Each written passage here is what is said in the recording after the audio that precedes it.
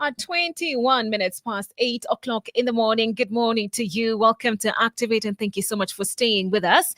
Yes, you are on the Corporate Hub. We have corporate conversations. Yes. Mambo ya ku-develop. Nchi na binadamu. Yeah. Hey, and especially the person, because the person forms exactly the country and the society. The country. Yes. Nchi ni country. Yeah. The person forms the country and the society and the family. Absolutely. And so we are honored this morning to have with us Keith Nyambane. He is a lead steward at Starrise Mentors. And we are on with a conversation for a productive week. Productive week. Martin, we say don't just spend the 24 hours you have recklessly. Mungu by default atatupatia. A new one is coming. In fact, by the time we're signing off, we will definitely say see you tomorrow. Yeah. Right? But the confidence. Yes, the confidence we have. But with that confidence, can you be diligent enough to plan it out? Absolutely. And that's the conversation we're planning. We're planning to have with we're having this morning, right? Yeah. Good morning, Keith. Good morning, everyone. Good morning, Kofiti. Nice to see you. Nice to see you as always. Welcome back. Thankful to be here. Mr. Martin, sir, how are you doing? Niko Salama. How's your team? My You're about to be interviewed. I just take caution. I just read the team is okay. The team is well. Yes. Nice. Yes. I'm glad to be here as always. Delighted by the conversation. It's one of my favorites. Yes. Okay. Yes. For those of us that are hearing you for the first time, maybe you could do a quick intro. So my name is Keith Nyambane, husband to one Anne Wangari Ngunyi, father of two, a disciple of Jesus Christ, member of Sitam Thika Road, where I serve the men's ministry and also among young people. Professionally, we run an organization called Starrise Mentors whose focus is helping parents, young people, and children to do life successfully. Yeah, and part of it is knowing how to manage their time. Okay. Yeah. Great. Yes. Knowing how to manage your time. Yes. Why do you say this conversation is very critical or crucial for you? Because my mentor told me that time is the currency of life. That you use time to buy life. Martin, what's going through your mind? What you've just seen? I use time to buy life. Yeah. It's almost like just wait for it. Hey, man.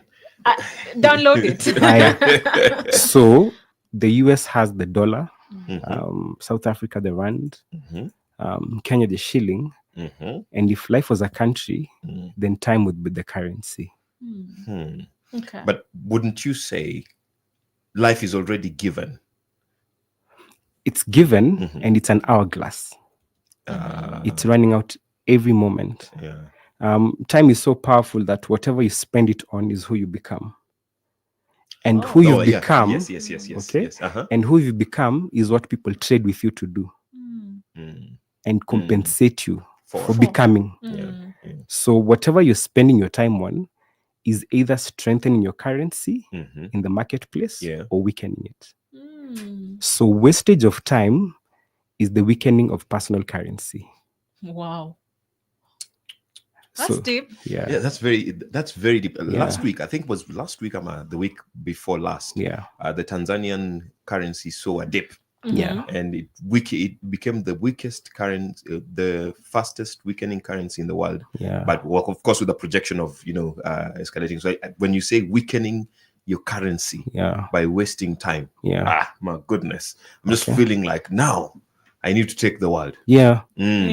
So when you go meet a doctor, a doctor probably spent 10 years studying how to treat that body. Yeah. And so because of the investment they made in studying an area of need, you compensate them by their value and not how much you have. So you can't walk into a doctor's office and say, that's expensive. I have 500 bob. Yeah. Would you accept this? Hakuna kubageni. There's no bargaining. Yeah. Ah. Okay. But I'm losing trail of thought here, but there's you've what was that? Okay, you'll get back to it. Yeah, as you think about it. I'm super excited about this. Yes, I just lost something. I needed to track with you on value, currency, time, what you spend it on. Okay, it will come back. Yeah. Go on, Keith. So to pick up the conversation, I'd like us to read just a few scriptures. Matthew chapter 24, from verse 45.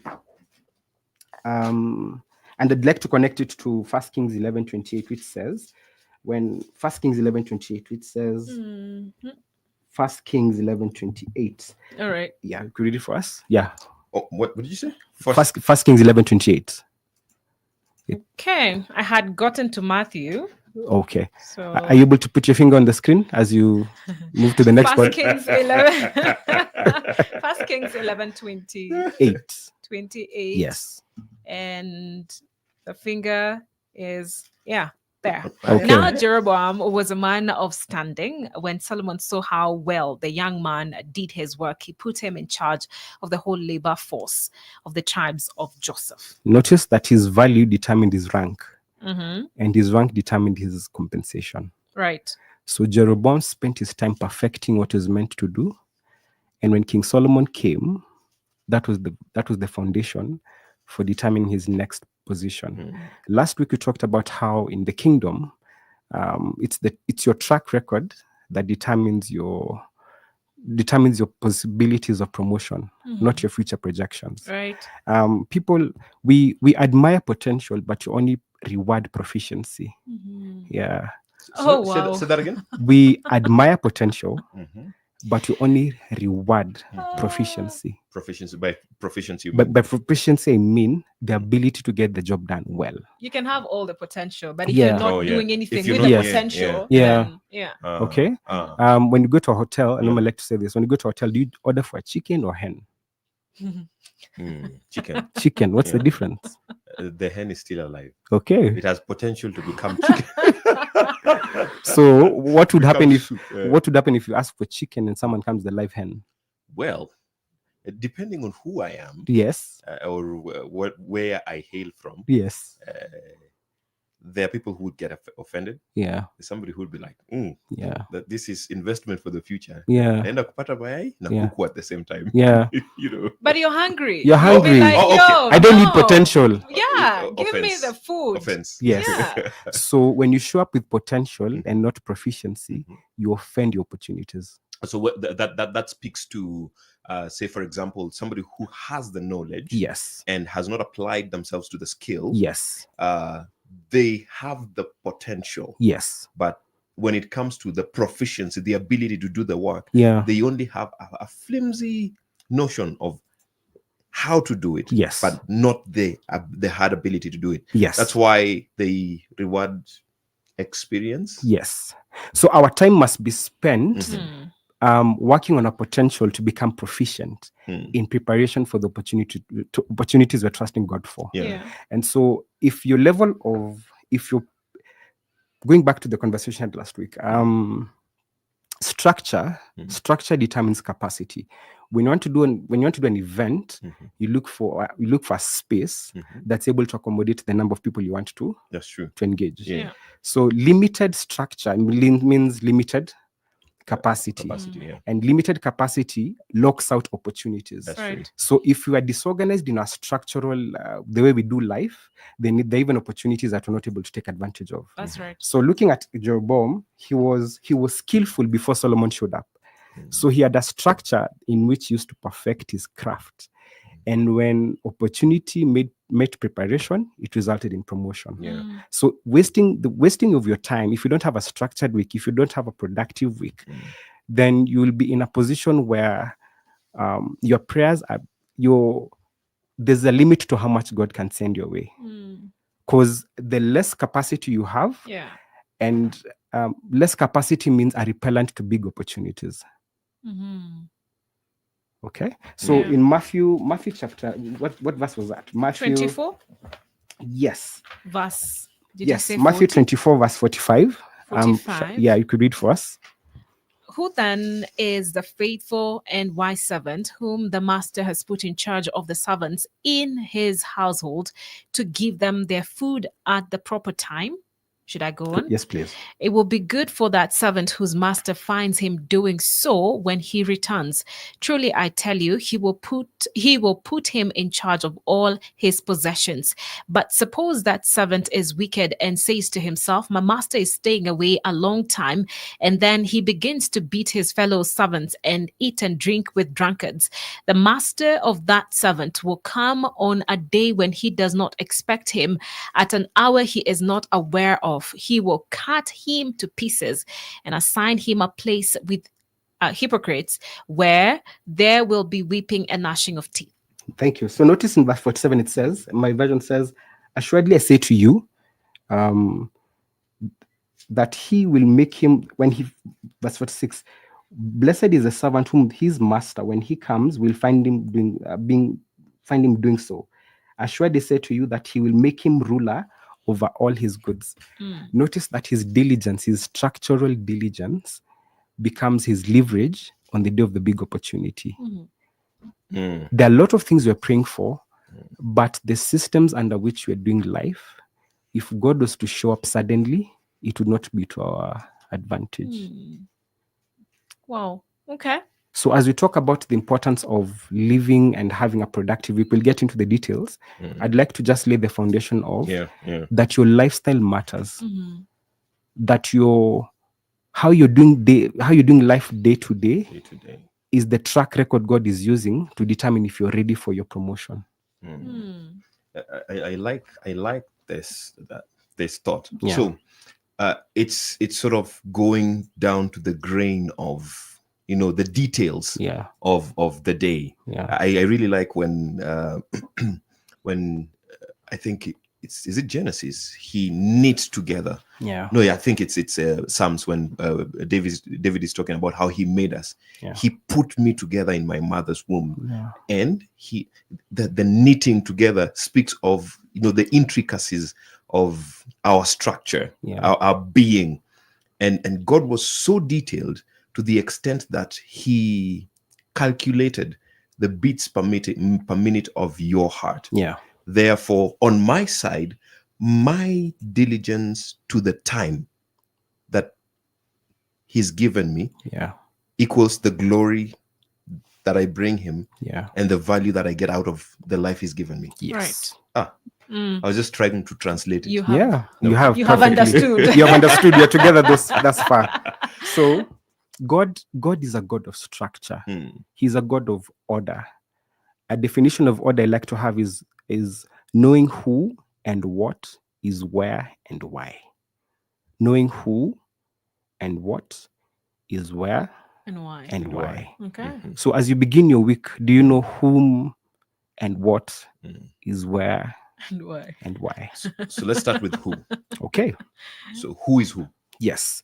So all of us need to have an intentional structure of 3 levels of relationships. I call it the upper brotherhood, mid brotherhood, and lower brotherhood. So by upper brotherhood, I mean the people who mentor you, people who've gone ahead and they've been where you want to be. That's upper. So there needs to be a structural way of you meeting people who are ahead of you. And without intentionality and structure, nothing happens. Okay? There are people who are meant to add value to your life, but if you do not have a systematic way of reaching out to them, they will never show up because everyone is busy. So intentionality and structure is what summons them into your world. Yeah. So that means you're the one who is looking for them. Yes. These are mentors, right? Yes. So you're the one who's looking for them. Yes. Just because you told them, you asked them to be your mentor does not necessarily mean it is their responsibility to look for you. Yes. And in Proverbs 13:20 says, he who walks with the wise becomes wise, but a companion of fools will be destroyed. Notice that it is you walking with the wise that makes you wise. It's not them walking with you. You are the doer of the walking, not them. They're the recipient. And so if there's someone who knows what you need to know, it is your responsibility to call them and ask them, when are you available? I'd like to meet you How's the schedule next week? How's the schedule next month? So upper brotherhood. Then mid brotherhood are those to whom you're at the same level and you can relate with the season you're in and what you're doing. And then lower brotherhood, I talk about the people you're mentoring and people you're pouring yourself into. So if human beings could be compared to water bodies, we have the Dead Sea and the Dry Sea. And then the other water bodies are fresh living waters. The Dead Sea is dead, not because of what it didn't receive, but what it didn't give out. So if all you have are mentors pouring into your life and you're not intentional about also pouring out, you become a still person. You know so much, but there's no expression. There's no tangible expression of what you know. So that's a Dead Sea. The Dry Sea is an extreme, a person who gives out and never receives. So we have to avoid the extremes of you're surrounded by mentors and you have no mentees, and also you don't have peers. Okay. So knowing who and what is where and why. So now we're going to what. What. Yeah. So when you talk about what, this is where we get to now the technicals of how to plan your week. Allow me to start with I've come up with my study of human nature. I've observed that there are 4 types of people when it comes to time. There's the time watcher, the time user, timekeeper, and then the time steward. Okay. The time watcher is the person who knows what's coming, but they don't do anything about it. They can tell that it's going to rain, they don't carry an umbrella. Okay. They can see their kids are growing up, but they're not doing anything in preparation for it. Or they can see there's a season coming, but they don't adjust their lifestyle to accommodate that occurrence. In fact, in Matthew 25, this talks about the story of the wise and foolish virgin, which is the next chapter. They all knew that the master was coming for the banquet, but the wise ones are the ones in anticipation for that season did something in the present to accommodate that season. That's true. Right. Okay. Yeah. So stewardship demands that you must ask, where am I going, and how must I live in anticipation for that season? And I think we learned from that chapter is whatever the wise man does immediately, the fool does eventually. Wow. Yeah. Say that again. Whatever the wise man does immediately, the fool will do eventually. Okay. Very powerful. Yeah. So eventually, the fool comes to the same conclusion as the wise man, but after a process of time. Yes. And so that's a time watcher. A time watcher knows that it's coming, but they do nothing about it. Then we have the time user. The time user does everything except what they should be doing. Wow. Yeah. They do everything except what they should be doing. Okay. Just because we're busy does not mean we're not wasting time. Being busy is not a compliment. Wow. Like I'm learning, also sharing with the people around me. When they ask me, you've been busy, I say, no, I've been productive. Because the difference between being busy and productive, there's a product with productivity, there's a product to show for the activity. With business, there's only sweat. What have you been doing? I have been busy. There's nothing to show for Nothing to show for it. Wow. So being a so that's the time user. The time user is always doing something, always running to a meeting. But if you ask them, what have you gained or brought out of the meeting? No idea. So what conversation, sorry to sidetrack, what conversation does a time user need to have with regard to the issue of importance and urgency? Yeah. The time user needs to know the big picture. First of all, because without the big picture, you become derailed or disillusioned by the details. When you don't have the big picture, then you live from day to day firefighting. Picture this, that you have a leaking tap. Yeah. And because of the leaking tap, there's always water on the floor. So do you deal with the water and get a mop, or do you fix the tap? Is that in the long term or in the short term? So what would you prioritize? Yeah, to fix the tap. Fix the tap. Yes, that's the idea. So a time user is always mopping. They don't know what is happening to the tap. They don't even know there's a tap. Yeah. Okay. But there is always water here. Yes. In every organization, there are 3 levels of people, workers.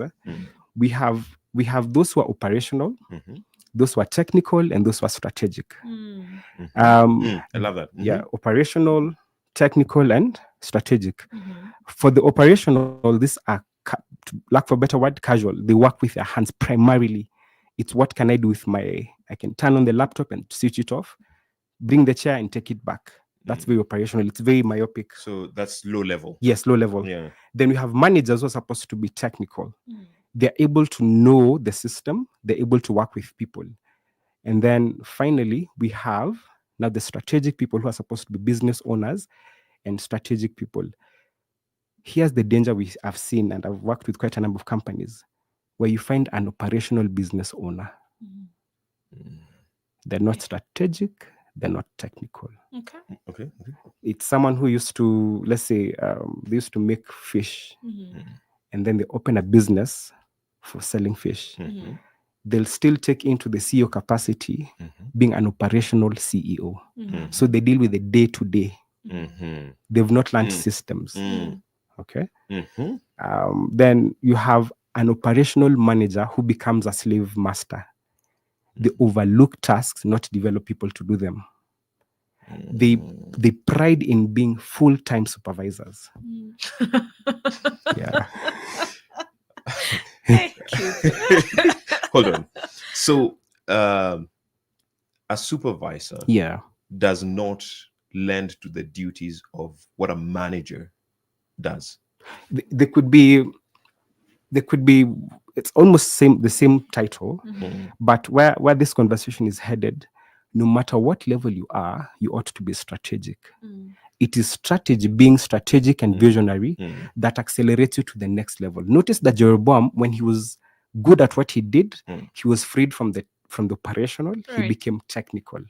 And it was actually Jeroboam who replaced Solomon eventually. Yes. Yeah. Yeah. And so if you don't have the big picture, if you don't know how to lead people, if you don't know how to communicate, then you also limit to what extent God can send your way. Stress is an indicator that you are struggling with structure. Okay. Yeah. So why is this important? The time user, the timekeeper. Then you move to the next level, which you have we said talk about time watcher, time user, and then we get to timekeeper. Timekeeper is a last minute person. They'll get the job done, but eventually, not immediately. They're the people who work with deadlines and ask, but didn't you ask for it on Friday? When is today? Yeah, I already sent it. I'll send it. Won't I send it? Yeah. I call them the competent yet arrogant people. Yeah, they'll get the job done. They have a syndrome I call the superheroism. Okay. I'll save the day. I'll save the day. Yet again, the day is saved. Okay. These are the people in school. They used to pass without studying, and then they import that into the corporate. Okay. And so they think you can cram your way to the next level. Question. Yeah. Martin, it's time for business. All right. Thank you. Let's get business. Then just make sure you don't forget that question. Yeah. We'll be back with you. And Keith is here to help us with this conversation today on how to have a productive week. If you have a question or comment, send it to us. 20933 is our SMS line, 0717 400 555. The Corporate Hub on Activate. Your catalyst for economic growth.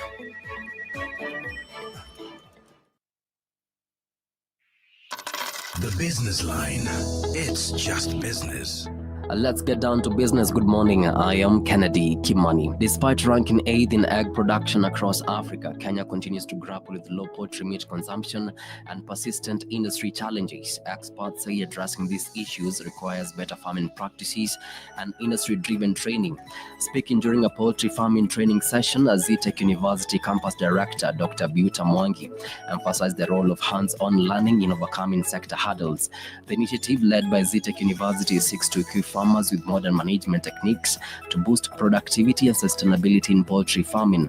With demand for quality poultry products rising, stakeholders are calling for increased investment in training and innovation to bridge the gap in the sector. Meanwhile, Kenyan startups match their Nigerian and South African counterparts in funding raised during the first quarter of this year, each securing 12.93 billion shillings.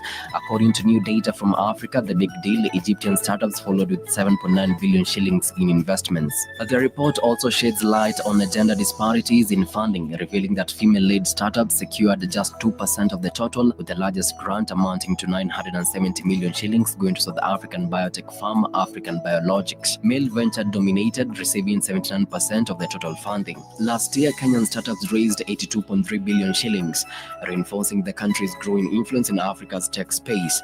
The strong performance was driven by major deals in climate tech with firms like Delight, Sun Culture, and Basigo, attracting significant investments. And that's the business. Good morning. I am Kennedy Kimani. The Business Line. It's just business. Hope FM, another quality service from Christ, is the answer ministry. The Corporate Hub on Activate. Your catalyst for economic growth. Yeah, welcome back. We are talking about having the blueprint of a productive week, preparing yourself for the week ahead, and how you're able to, get your week as the most out of your week, as productive as you can, without necessarily running into fatigue. And we are hosting Brother Keith. Brother Keith? Yes, brother will do. Brother Keith Nyambane. Yeah. Here on Activate. It is Conversations Corporate Hub. All right. So, Keith, Martin, you had a question just before question. when on the timekeeper. On the timekeeper. Yeah. And I was just wondering, what's wrong with that if they deliver in time and the job is done well? Leverage that comes with, let's talk about a deadline being like a guardrail. Mm-hmm. To the extent that you move the let me call it the guardrail away from the place of danger, to that extent, hitting the guardrail, you're safe. Because even tipping over the guardrail, you're still within safety. Safe zone, yeah. Yeah. Deadlines are like guardrails. Yes. The closer you want to work with the deadline, and you miscalculate by whatever percentage, to that extent are you going to be stressed, and the levels of mediocrity that you'll entertain. Yes. So there's nothing wrong with doing things on time as required. The time steward, because this is balanced out with the time steward. The mindset of the time steward is, whatever is required tomorrow, I fixed it yesterday. And what that does is, you have leverage, and you have a head start, and you have capacity to contain any eventualities that might come up. So it's I'm even just thinking, Keith. Yeah. For you to wait for the last minute, it means that most likely you're not utilizing very well this other time before the last minute. Yes. Do you get what I'm saying? Yeah. Just say that again, a little slower. Okay. So what were you doing while waiting for the last minute? What were you doing? Were you stewarding the time? That was also my worry. Yeah. Because if there's only one assignment to deliver, then there's no stewardship there. But if it is based on other tasks that are incumbent upon you, right? Prioritizing the work, and then making sure in good time it is delivered. There might not be anything wrong with that, should there? No, there shouldn't. What you're describing is underemployment. Yeah. Okay. Where what you're paid to do versus what you're capable to do, then there's no balance. So there's a level in which now is it organizational, where has your organization underemployed you, where they don't know what you're fully capable of doing. I have a friend who, to be honest, they're able to do everything they're supposed to do on the first day, but in order to stay engaged the whole week, they distributed 20% the whole week per day. And that's mismanagement of human resource on the part of the manager and the business owner. That's right. So in that case, what happens to your friend? Do they then is it better for them to become a consultant and finish whatever they need to finish, or what I recommended to them was go to your supervisor and rewrite your own JD and recommend in what way would I be fully engaged. And they had an honest conversation with the manager and said, this is what you've hired me to do, but this is what I'm capable of doing. And this is the thing that if your competitor was to come to me for, I'd actually work out any day. And the manager was secure enough to allow them to do that. Okay. wow? Yeah. Great. But the ultimate manager is Jesus Christ. Because if you do the bare minimum, you'll still get paid. That's true. But you'll be disqualified from God's promotion, who looks at your track record. Okay. So talking about now let's get to now specifics. Yes. The time steward. So I will combine the time steward with now a structure, a recommended structure on how to plan your week. All right. Go ahead. So to start your week, I believe that you shouldn't plan for a week during the week. You don't come up with a game plan inside a game. You plan before. Yeah, that's true. Okay. Yeah. So if you plan for a week, during the week you'll be in the defensive consistently. So let me just read out a recommended structure on how to plan your week. So number one is, if this is at the beginning of the week, make a list of your next week's activities, include all your known activities. Then determine if each activity is to be done the next week or some future week. So that means look through from Monday to Friday, Sunday to Sunday. What are the most important? You talked about important versus urgent. What is that one thing that I cannot delegate to anyone else? Who and what must I prioritize this week?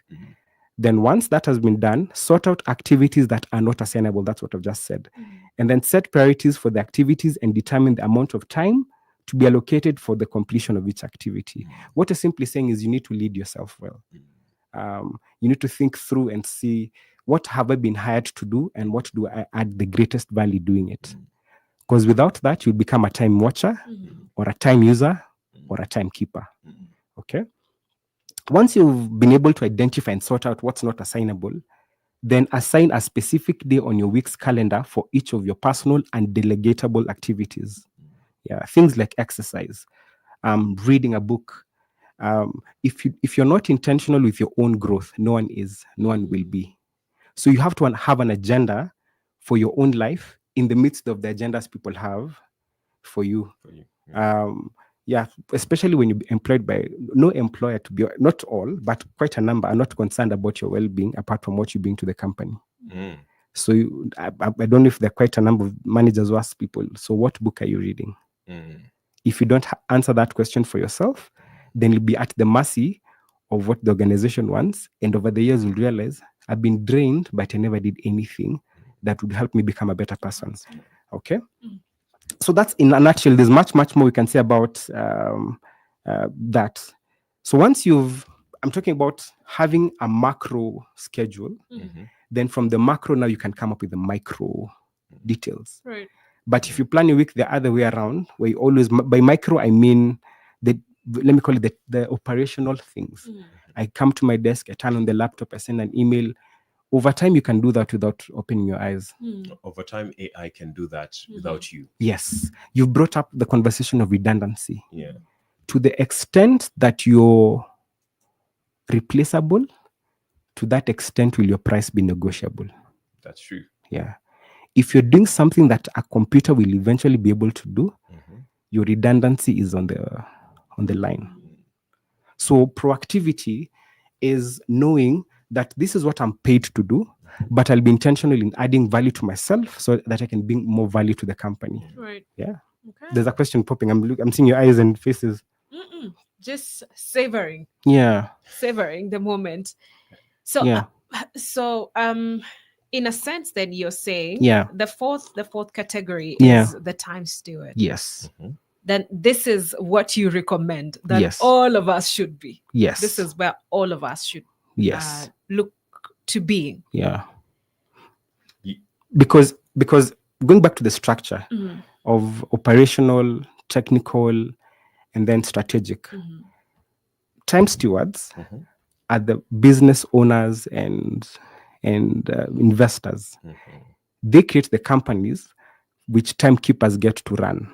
So under timekeepers, you have the CEOs and, HR managers and all those people. Then the HR managers or the timekeepers, because they can get the job done, overlook and oversee time users, because they get to tell the time user what to do themselves. Then the time user, taskmasters. Yes. Then that's the timekeeper. They'll get the job done, so they get to oversee the time users, and then time users get to hire the time watchers. So how you're managing your time determines what quadrant you live in.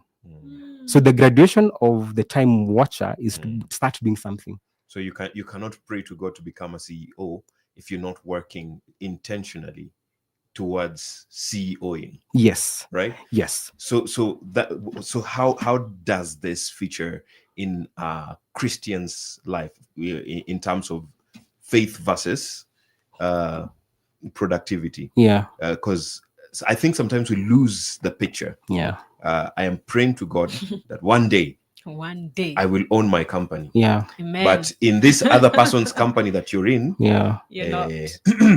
Yeah. You're not able to run even a department. Yeah. Yeah. You see, in the parable of is it the story of the prodigal son? He came to the father at the beginning, in Luke 16. He said, "Father, give me a share of the property."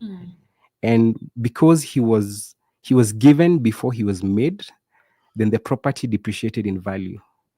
If whatever resource you're given before you've gone through the resource, through a process to manage it, will eventually waste you, or you will waste it. So any place that God has placed you, use it as a training ground to grow to the next level. God does not answer our prayers based on what we're asking for, but based on our capacity. So that's why when you ask for something, he answers you through a process that prepares you for the answer. So that at the end, you not only have the answer, but you also have the capacity to keep it. When you're given before you're made, what you're given will destroy you. But when you're made before you're given, what you're given will deploy you. Repeat. When you're given something, a resource, an opportunity. This is the what. The what. Yes. Before you're prepared for the what, then the what will destroy you. Yeah. Okay. Yeah. Okay. Understood. Yeah. But when you've been discipled and mentored, you've served faithfully under another person, and then you're given an opportunity to now steward the same resource. Sure. It becomes an opportunity to be deployed and to be launched into higher levels. So you become useful for the what. Yes. Wow. So God uses the what to prepare you for the who. God uses what to prepare the who. For us, we are concerned about what. God is concerned about who. Because we are human beings. Yes. We are becoming. Yes. My goodness. Take away for me. You don't come up with a game plan in the when the game is going on. Yeah. No, I just wanted to say that's a very nice place to leave it at, because time is gone. I hope we are stewards and not keepers and watchers of time. Yeah. But it's gone, and we appreciate you, Keith, for coming. Thank you the for insights are valuable. We have comments that time does not allow us to take, but we hope for another day. Ben, thank you so much for your comment right there. Someone had a question. Mr. Alex, unfortunately, time fails us. But yes, time doesn't fail us. Time is proper. We'll see you next time. God allowing, we will have Keith come back another time to continue this conversation. Keith, blessings. Thank you.